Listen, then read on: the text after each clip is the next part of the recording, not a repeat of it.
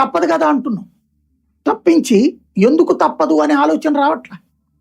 ఎందుకు మనంతట మనం ఈ విధమైన స్టేజ్కి తీసుకెళ్తున్నాం ఆలోచించట్లేదు. ఇప్పుడు ఎల్లినో ప్రభావం వచ్చినప్పుడు ఇది వచ్చింది, దీని ఇంపాక్ట్ ఏమవుతుంది, రేపు బియ్యం రేట్ మళ్ళీ పెరిగిపోతుంది, భారీగా పెంచేస్తారు, తర్వాత తగ్గదు. మీరు చూడండి ఈ ధరలు పెరిగిన టైంలో, ఇప్పుడు ఫర్ ఎగ్జాంపుల్ ఈ టమోటా ఉల్లిపాయలు పెరిగిన టైంలో మనకి దోశ రేట్ పెంచేశారు, ఇప్పుడు తగ్గిస్తారా? తగ్గిస్తారు. ఒకసారి పెంచింది ఎప్పుడూ తగ్గదు.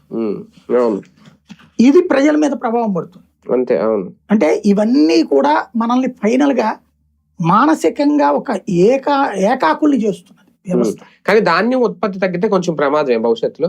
దాన్ని సంబంధించి ఆల్టర్నేటివ్ ఏమైనా ప్రభుత్వం దగ్గర? ఆల్రెడీ మనకి 3 సంవత్సరాలకి సరిపడే ధాన్యం నిల్వలు 3 సంవత్సరాలకి సరిపడే ధాన్యం ఇదేమయ్యేది కాదు.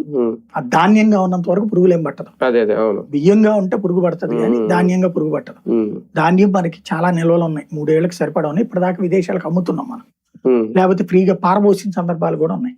పారబోయడం బదులు ఇప్పుడు అదేదో బియ్యం కింద పట్టించి వీటిట్లకి మేకలకి వీటికి వేస్తున్నారు. ఇప్పుడు అవి ఆగుతాయి, వాటికి మామూలు మేత వేసి మనకి ఈ మేతను వాడతాం. ఇక